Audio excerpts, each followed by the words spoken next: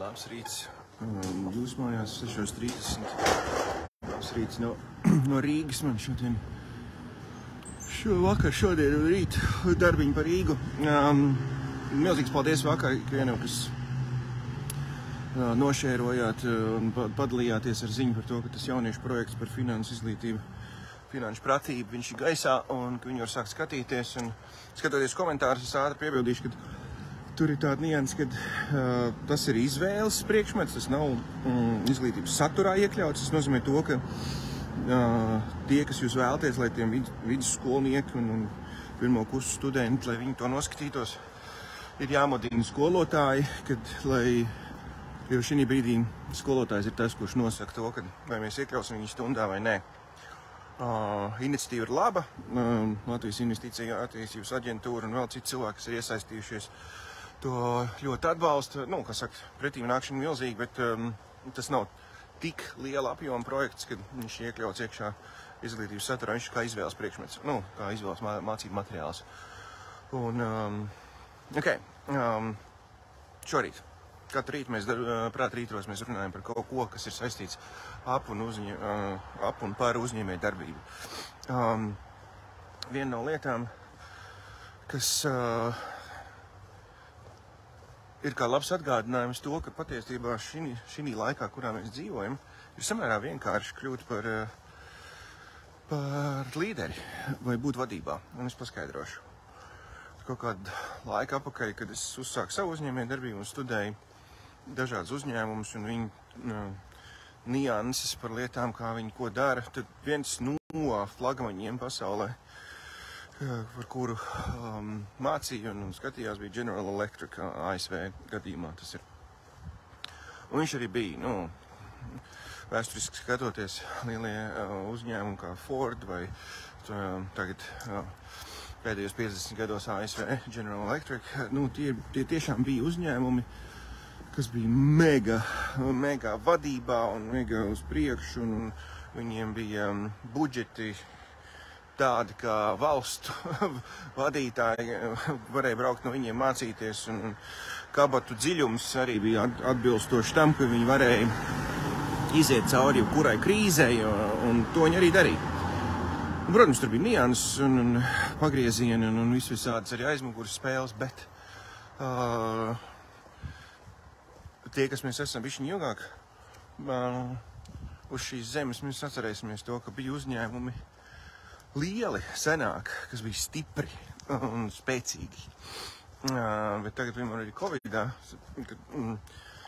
man bija tiešām interesanti vērot to, kad bija viesnīcas, ja tieši Rīgā tagad paliek viesnīcā, tad tas man tāds atgādinājums bija viesnīcas, kas arī ASV ķēdes, lielas ķēdes, pēc 3 nedēļu Covid jau paziņoja par to, ka viss jau čau, jo mēs jau, ja valsts nedod piešprits, mēs veramies ciet, un viss ir. Tādos pirms Gutenberga preses publicētos rakstos, centāli rakstīts, ja tu sagumsti grūtību laikos, tad cik švaks tu patiesībā esi?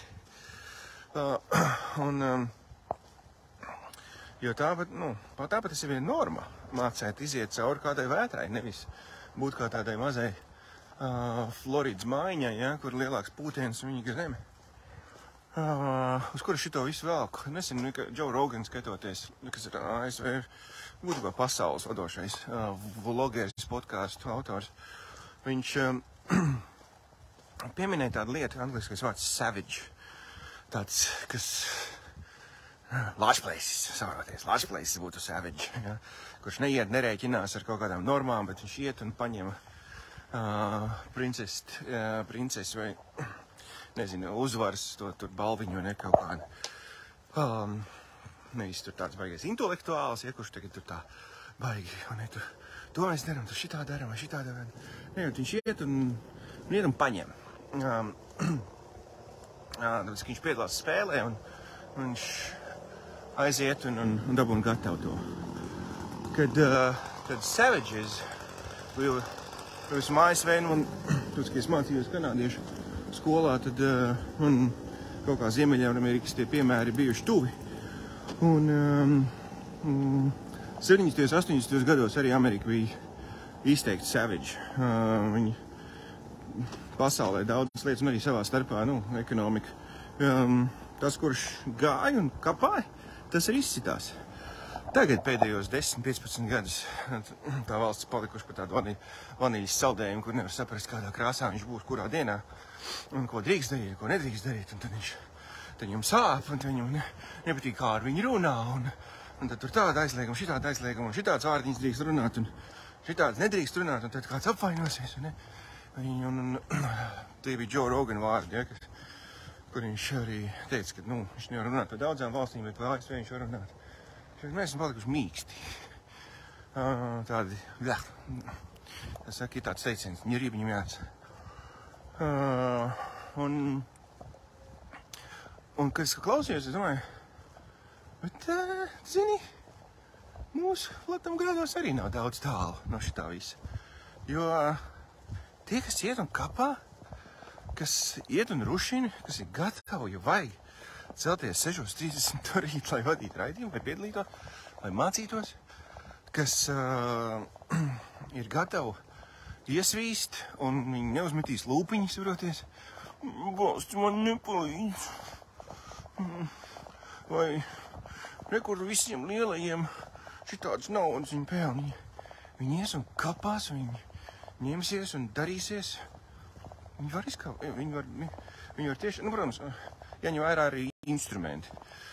Jā, senos laikos savage, tādam lāčplēsim, palīdzēja pistiķis, koltiņš un Amerikas Wild West laikos. Tad, protams, šodien ar tādiem instrumentiem, ir jābūt gudram, tas gan. Ir jābūt gudram, jo tie mūsdienu savage, tas vairāk nav tā kā, tad, kad es dibināju pirmo savu uzņēmumu 90. gados, tad bija arī onkuļi, kuri burtiski daži labi aizved uz mežu arī Latvijā un atstāja tur degam mežā. Tie nav tie instrumenti, kas jāizmanto. Mūsdienās ir pavisam citi. Tas ir zināšanas, tas ir mārketinga instrumenti, tehnoloģiski instrumenti, ar kuru palīdzību tu patiesībā vari konkurenci iznīcināt gaismas ātrumā. Un tas ir tāds moments, ko ņemt vērā, un tad, kad iet vagā, tad saprast to, ka tā jau nav, vaga jau nav darba vide un biznesa vide. Tā nav sanatorija, tas nav domu biedru klubs, kurā mēs viens otru kas saka, aiziet. Ja? Biznes ir biznes, tāpat tās kā sportā. Pēc spēles visi baigi draudzīgi, bet līdz finālam mēs kapājam.